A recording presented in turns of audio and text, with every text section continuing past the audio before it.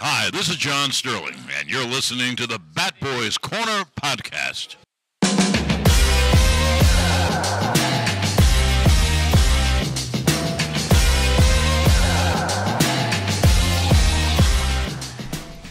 Hello everybody and welcome to episode number 4 of the Batboys Corner podcast. I'm Billy Pinkney coming at you from the Batboys Corner studios in Little Falls, New Jersey. Today is going to be a hitting-based episode. We're going to have professional hitting consultant Kevin Wilson on over the phone to discuss the different aspects of hitting as well as the importance of the mental side of a ball player. We're going to take a quick break here on the Batboys Corner podcast, and when we come back, we'll be talking hitting with Kevin Wilson.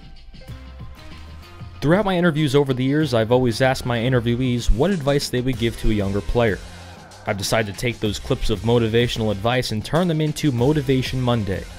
Check BillyTheBatboysCorner.com every Monday to receive brand new advice from professional athletes. All right, we are back here on the Batboys Corner podcast with professional hitting consultant Kevin Wilson. Kevin, thanks for coming on. Thanks for having me, man. Now, you have a very interesting story. Played indie ball for a handful of years, then went into coaching. And since you made that transition, you've been really able to accomplish a lot of great stuff. Can you just take us through your background and the opportunities you were presented with along the way? Yeah, I think to sum it up for me, I'm glad I went through all the opportunities I had. I'm glad that the doors were shut that were supposed to be shut, and the doors that were open, they stayed open. And I think that in terms of just reflecting on it, whether it was playing or coaching and just kind of the journey, to me, we're always right where we're supposed to be. So, through all that, so anybody that's listening out there that doesn't think that their career is on the right path, or they're not getting there quick enough, or not getting the opportunity that they think they deserve, I think we've all been through those experiences. But we certainly can learn a lot by reflecting on our journey, and so far that's what I've learned through the playing and through the coaching, and kind of I was always exactly where I was supposed to be in that moment, in that time, and in that season. And certainly taught me a lot about adversity. Baseball is a great game to teach us about adversity and how to get through those things. And certainly there were some fun times along the way, but for me, I didn't learn the lesson until later on after I was done playing, what those adversity opportunities taught me along the way. So, I was a switch hitting shortstop, and I certainly had a lot of talent, but a lot of the things that I try to help guys with now through the mental side of the game, I was lacking a lot of it along the way. I think I was good enough to be dangerous, like a lot of guys, where you can kind of get through things and have spurts and moments of like, oh, I got this, like I can do it. And then there was the other downfall of it too, where it's like I just didn't have a proper foundation mentally in terms of a purpose to what I was doing and understood why I was doing. So all that in the short order of it taught me a lot about life through the game of baseball. Right. Now, you were a coach on the 2013 18U USA baseball team. That team had a handful of prospects on it: Cole Tucker, Jack Flaherty, Adam Hazley, and one of my interviewees, Justice Sheffield. You guys finished up winning the gold medal. Can you talk about your experience being a part of that team? Wow, you just rattled off a few names, but there were 20 incredible kids, man. A lot of them we still stay in contact with as a coaching staff, certainly myself and all those guys. A lot of those guys, like you talked about, are in the big leagues already. Some guys are almost there. Some guys are up and down. There's a few that are not playing anymore. But that team in 2013, you mentioned we won the gold medal, and it was because of those 20 kids. You talk about Justice Sheffield. I remember, just as an example, we were playing Cuba, and first of all, we won the first game. We lost the second game. We beat Italy in the first game by 100 runs, it seemed like. And in the second game, we lost 1-0 to Australia. And after that loss, it was almost like we thought we could just run through the World Cup. And we lost to Australia. There was a kid on the mound that was an A-ball with the Twins who got his release to go play, and he just shoved it. And it was a wake-up call for all of us. So as we're going, we needed to win the rest of the way out in that double elimination tournament. And talking about Chef, playing Cuba, he didn't last, I don't think, past the second inning. And then Jacob Nix, another big leaguer, got to the big leagues with the Padres a couple years ago. Nixie came in through 5 1/3 shutout against Cuba, and then Louis Ortiz got to the big leagues with the Orioles 2 years ago. Louis came in and shut it out. But my point is that Chef had a rough outing. Nixie, in his only appearance in the entire 10 games he played, through 5 1/3 shutout.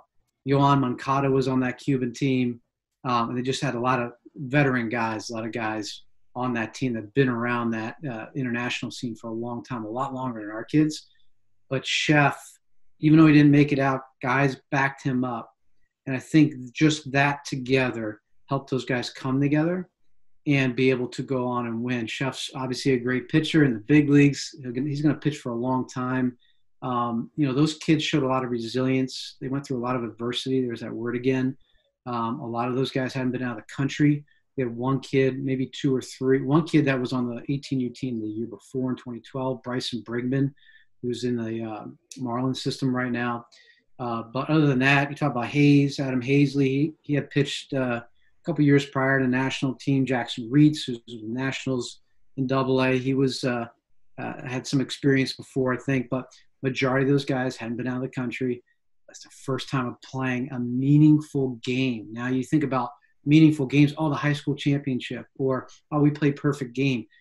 That's not even close to what you're going to face in international play. So those kids faced a lot of adversity. They had to man up, and so to speak, and try to kind of push themselves to a place they've never been before. So they learned a ton, I think, just about themselves through that whole process, obviously with the gold medal there at the end. Right. Now, I really want to discuss your philosophy when it comes to hitting. Is there a certain approach that you like to instill in your players, or is it really just working what they have already established for themselves? Good question. I think that, for one, I have principles, and my philosophy will be flexible to meet the needs of that individual player. So when I say principles, it's non-negotiables, whether it's timing is the number one thing to hitting, principles of you have to have an approach. What pitch do you hit the best and what zone on the plate? And then through that, it's like, hey, if you stand on top of your head and hit line drives, you got to teach me how to do that. If that's your philosophy of the hitting, let's roll with that from a mechanical standpoint, say. I think that it's trying to meet the player where he's at, build out from there. I think that's where you can start being flexible in your philosophy. I'm a big believer is ask a better question. And when you ask a question of a player, then you got to be a world-class listener, because they're going to teach you exactly what direction they want to go, where we're going to go with that, instead of saying, hey, Billy, we got to do this, and we got to do this, and we got to do this. And it's like teaching 101. And I don't know how you learn, but it's a lot about trying to figure out how the player learns. And a lot of that is tricking them into thinking they came up with the idea, came up with the answer on their own. That's where you get buy-in. And through all that, you're trying to gain trust through asking good questions, being a world-class listener, so that you can build that relationship. And that relationship and trust together allows you to have a conversation. I always say hitting is a conversation. You can have that conversation back and forth, and then they have that ownership all the way through. Right. Now, something I feel that links in with this is, being a good communicator. I feel that something that's instrumental in a good coach is being a good communicator. Can you talk about the importance of that? I think it's paramount. I think you have to be a great communicator in order to work with the best of the best, I believe. Now, it doesn't mean that I'm the best communicator. No, there's a lot of things that I need to continue to sharpen my saw on. But having done this almost 20 years just in terms of teaching, that 20 years has really taught me a lot about, through listening, about what guys like, how guys communicate better, and just noticing things. I say I get paid to notice things. Notice body language, notice tone, notice what verbiage they use over and over again, what's important to them, what scares them. As a good communicator, I think we have to notice a lot of those things. And I think we have to really boil down and find out, okay, what are their triggers? What triggers them to go off and crazy? What triggers them to be locked in? What are things that they shy away from? What are things they don't like? What are uncomfortable conversations for them? Where do you see them shine and grow confidence in some of those conversations? So I think for to be a really good communicator, we talked about being a world-class listener, but in this case, taking the next step further, I think we really have to be good at noticing things. And I always say that you can learn a lot by observing. Sit in the back of the class. That's where I sat when I was in school, not for the sake of observing. I just didn't want to, I was shy. I didn't want to answer the questions. I didn't want to feel like the dumbest guy in the room, which is another topic that we talk about later. But I think in terms of noticing things too, we can learn a lot by observing. When I walk into a room full of guys, or I meet you for the first time, we're in a cage, and I tell them all the time, like, listen, I just want you to go through your normal routine, and I'm just going to watch. Go through your, whether it's a tee routine, whether it's a machine routine, a toss routine, whatever. You be you. I want you to do what you do. I'm just going to observe and watch, and I'm going to ask a couple questions of why you do what you do, just so I can gain a lot of information. So a lot of the times I'm talking a lot right now, but a lot of the times, especially early on, is I just listen. I ask a good question, I listen, I observe, and they really do teach me a lot about what's important to them, and allows me to teach them the way they need to be taught. Right. Now, in the past, I've been around coaches who are very, very poor communicators, and it makes it very hard for the athlete to connect with them and trust them. And if you're unable to connect with them, good luck winning, because it's very difficult to have that connection if they're unable to connect with you. Can you talk about, have you seen things like this happen, say in high school or even college? Oh, yeah. I mean, I think we all can point to those examples of really good communicators and really bad communicators. And I think that as we go through our journey as a coach or a teacher or a leader of a Fortune 500 company, whatever it is, I think obviously sports teach us a lot, the good and the bad. There's certainly good guys I've been around where I've grabbed from them. It's like, ooh, I like the way that he does that. And certainly paying attention to the ones that I don't like, or I didn't like their tone, or I didn't like the way that they were a dictator, or they forced everybody to be one way, a cookie cutter system. And remember when I was playing, I would say, well, if I ever coach one day, I don't want to do that. Or if I ever coach one day, I want to be like him.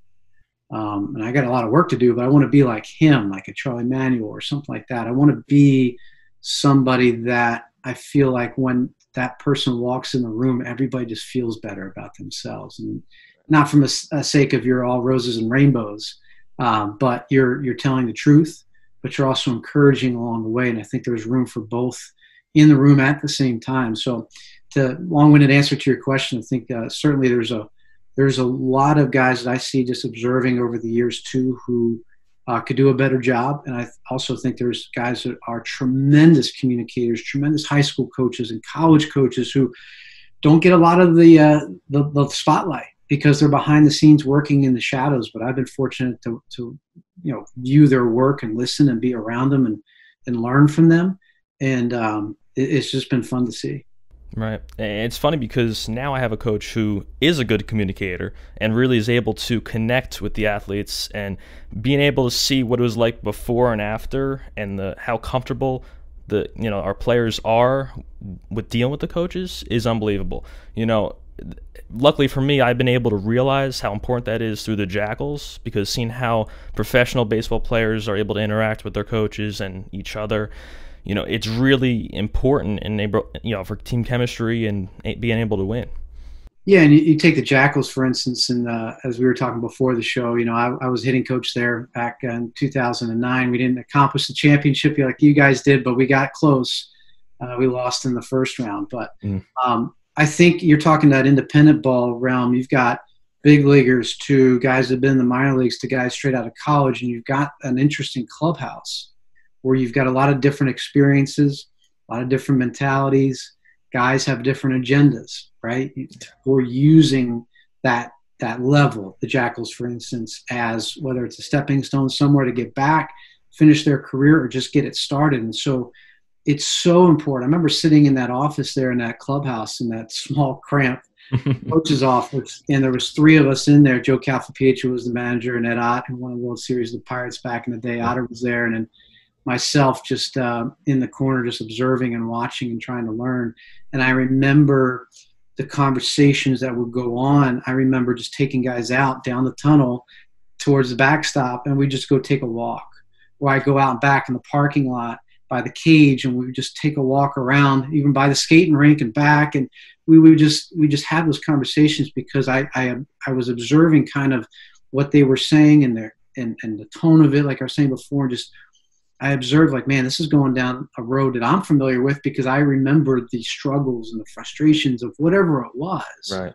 Or I just knew that maybe he just needs to get away from it. So I think when you're talking about a good communicator, noticing those things where they have to try to nip things in the bud, or just try to put out a ton of fires that go on every single day at that level because of all those personalities and different agendas and experiences. And it's almost like a AAA clubhouse in the sense AAA clubhouses are even a little bit more dicier, I feel, because no one wants to be there. Yeah. Everybody thinks they should be in the big leagues, and everybody thinks they shouldn't be in AAA. Now, that managing gig is they don't get paid enough to be able to maintain at least some sort of stability in that clubhouse. But you bring up a great point of just even the Jackals in that space. Certainly winning cures some of the scuff-ups, as you're going.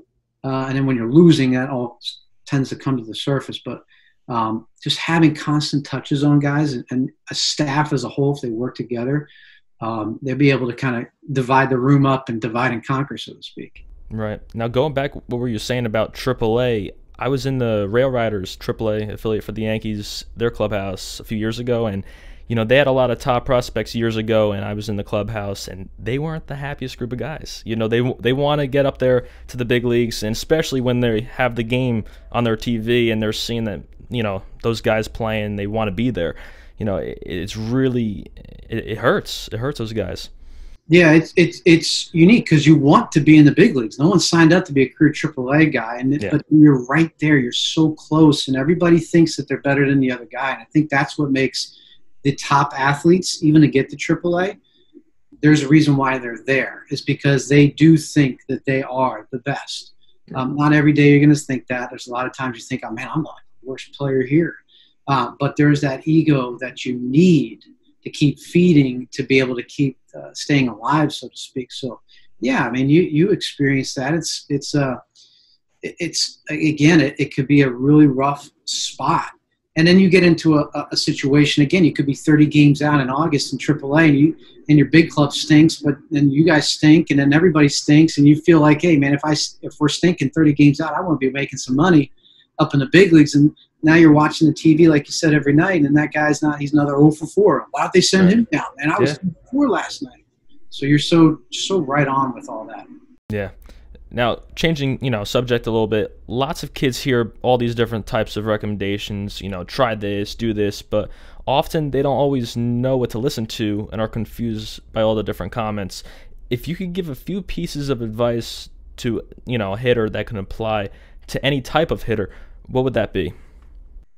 Yeah, we're in an interesting spot, man, and for the last few years, but I think everybody being home for the last couple of weeks, I think you see, especially on social media, just a lot of things that are coming to the surface that I've seen happening for a while, but some guys are kind of getting called out for it. I think I'll address this. Number one, I think the private space, we got to be careful, parents and players, which here's the question. How do I know what's good information? How do I know what's bad information? I understand it's a really tough thing to feel out. I think that we have to at least take a long look at the guys who have done it for a long time at the highest levels. As a player, if a player puts something out there and says, hey, listen, my routine was Chipper Jones says, hey, this is what I did off the tee. Or another guy says, I don't like the tee, but I did toss. Or I warmed up on a curveball machine just to get my eyes loose or whatever. If a guy has done it, certainly listen to him and take it in. May not be for you, but it's coming from a guy that has been at the highest level and or works with guys at the highest level, and you can trust that. on the flip side, if it looks, it's almost just like the school of common sense. If you're using fishnets and all these other different things, and you're not using one time a bat and a ball, and they downplay and disrespect the guys who've done it, then that's kind of a clear sign of like, who are they in it for? I think also making sure that who you're getting your information from, and making sure that they know that they're in it for your child or in it for you as a player. And again, it's really tough to decipher it, but again, just kind of look at some of the guys. You had Fenny on, Darren Fenster is a great example, at Coach Your Kids on Twitter. And I've known Fenny for a long time, like Darren Fenster, minor league coordinator, a guy that played professional baseball, and the stuff he puts out, you can certainly trust. Guys like that, where I think you just look at it and say, okay, that's common sense. He's talking about good cuts and relays. He's talking about playing good catch. He's talking about, hey, being, not any wasted movement hitting wise, and trying to hit the line drives and get a better pitch to hit. Guys who talk about hitting as a conversation, guys that talk about like their thought process. Those are the guys that you want to gravitate towards, the ones that you feel like are just trying to sell you something on marketing, which is unfortunately a lot of the other side of it is just a lot of marketing that isn't backed up with anything that's successful at the highest level. To me, that's what I've been trying to help people with for a few years, is just trying to decipher that and try to follow good guys like Fenny and other guys that have really good content, and it's for that player. Right. Now, something else I want to touch on is what you are currently doing. You have a website, KW Baseball, as well as lots of other great pieces of content, and you have your own book. So can you tell the viewers a little bit about what you do and what you guys offer? Sure. I appreciate it. Yeah, kwbaseball.com is the website. I'm a professional hitting consultant to major league and minor league players. That's my main job, so to speak, even though we're at a standstill like everybody else right now. But I work behind the scenes, in the shadows, work a lot with the mental side of the game, the approach. We work swing mechanics when needed, tweak things here and there, have a discussion about that. But they may come to me for their swing, but what ends up is that relationship, that trust we're talking about, builds into talking about the mental side of the game, how to handle the adversities, whether you're stuck in AAA, whether you're in the big leagues for the first time, whether you just got drafted. And it ends up becoming like a life coach, mentor, as a relationship builds. So we're not only talking about baseball, but we're talking about a lot of stuff that's affecting the guys off the field.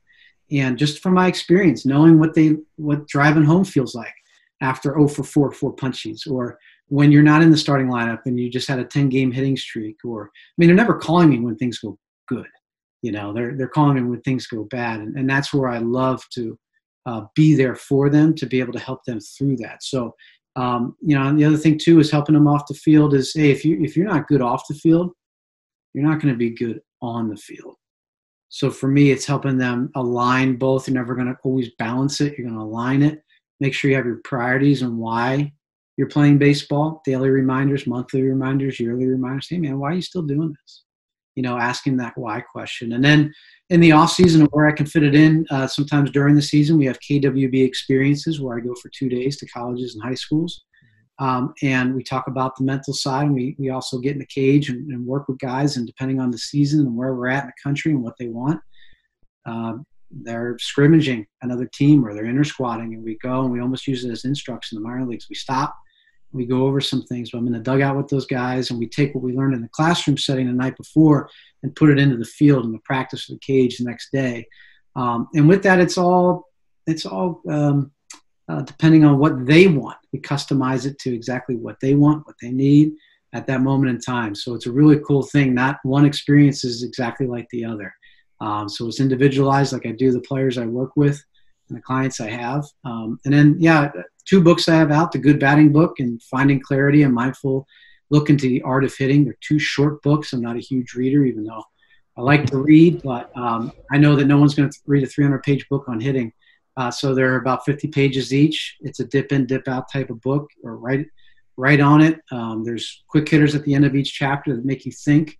A big believer that I can't teach you anything, but I can make you think in order to learn. So it's kind of a reflective book where you can kind of dip in and dip out, write notes on. and it doesn't cover the mechanic stuff. It covers all this mental stuff that not a lot of other people talk about. And so I'm just trying to get in there and make them think a little bit of why, most importantly, they do what they do. And if they don't know why, then they'll find it out pretty quick. And that purpose to what they do will provide their consistency both on and off the field. Right. Can you talk about some of the guys who you work with, some of the big leaguers and minor leaguers that you have had the opportunity to work with? Yeah, I can't talk about all of them, but I say that, a lot of those guys, what they have done and they continue to do in their career is continue to kind of polish the rock, so to speak. Is they shine it each and every day. They're not trying to create a new boulder in their life. I mean, that's where sometimes I got in my career, there's a boulder there rather than just a rock, that I could step over, step around, or step on top of. And so what they do is they don't try to make any drastic changes in what they do. Sometimes they think they need to, and that's where I can come in to kind of save them and keep them on the road. But a lot of their success just comes from understanding why they do what they do. They know their gifts and what they have. What got them here is not necessarily going to get them there. So by polishing that rock and shining that rock, they know that I'm going to make small incremental changes, tweaks along the way, and I'm going to really find my strengths and master those strengths. They're not trying to get their weaknesses to match their strengths, because the most that we can get our weakness is average. Now, there's a lot of average guys in the big leagues, right? But their average is higher than most everybody else's average, right? You've got the 1% of the 1%ers up there, the Mike Trouts of the world and those guys. But everybody else falls into this average in the big leagues. But their average is based upon their strengths. So they'll understand their weaknesses. Maybe they'll get them to a certain point, but they're not going to waste a lot of time on trying to get their weaknesses up to a certain level. They're going to find their strength, and they're going to spend a lot of time mastering it because they know that they're good at one thing, maybe two at the most, but they're good at one thing, and they're going to master that, and that's how they get paid. So a lot of those guys have taught me over the years, and I learned it in my career too, but these guys have really, really taught me a lot in terms of finding your strength, mastering it, keeping the blinders on, and staying in your lane. You might hit the guardrail a little bit, but as long as you don't go in a ditch, you're okay. Progress has little to do with speed and much to do with direction. So we want to keep the guys going on in the direction. It doesn't matter how fast you get to the big leagues. It matters, hey, we're trying to get to the big leagues. But I would rather you get to the big leagues and have a really solid foundation that you need to get better at, but at least you have a solid foundation to lean on when you get there, rather than go through there and then you fail. If you fail in the big leagues, if you fail in the TV league, you may never get back because you're not ready yet. But if you go up there and you've got a solid foundation and you're struggling a little bit, air quotes struggling, but you have a solid foundation, you're sticking to your strengths, you have a better chance of sticking there, even if you're getting bounced up and down. So a lot of those guys they understand their strengths. They have a purpose to what they do. They believe in themselves, not all the time, but they have that in the back of their mind, that ego, hey man, that mentality, I'm going to be here. And even if they get on the guardrail, they hit the guardrail, they don't go in the ditch. They hit the guardrail and stay on their lane. Right. Awesome stuff. Yeah. Well, before I let you go, as you mentioned before, you're with the Jackals in 2009, and I didn't realize that. And I was thinking about it. I was like, wait, I have the card set from the 2009 season. So I found your Jackals baseball card from 2009. That's awesome, man. That's exactly where I was every day. That picture was in Nashua, New Hampshire. I remember when they were going around taking it that day, and that's as a hitting coach, that's pretty much all I did. I was just the ego booster, man, throwing right down the middle. Feel good. Well, I appreciate you coming on. Best of luck, and stay safe. You as well, Billy. Thank you so much for having me, man. All right, no problem. We'll be right back here on the Batboys Corner podcast. Anchor Down Sports Performance and Billy the Batboys Corner have partnered up to bring to you Tip Tuesday, tips from professional baseball player Conrad Gregor. These tips are designed for young players who are learning the game of baseball and look to improve their skills. You can find these videos for free on BillyTheBatBoysCorner.com or on the YouTube channel Billy the Batboys Corner.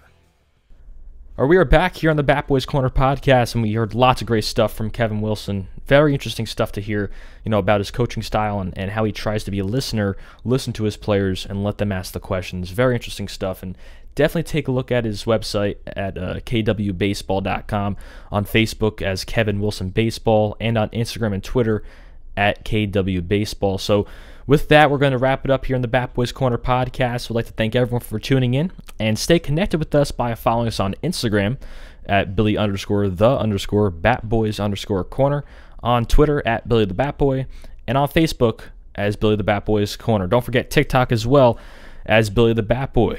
If you're watching us on YouTube, please hit that subscribe button and turn on post notifications so you can be notified every time we post a new episode. Episode number 5 will be out soon, so stay tuned.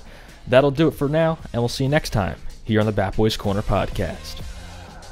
Hi, this is John Sterling, and you're listening to the Bat Boys Corner podcast.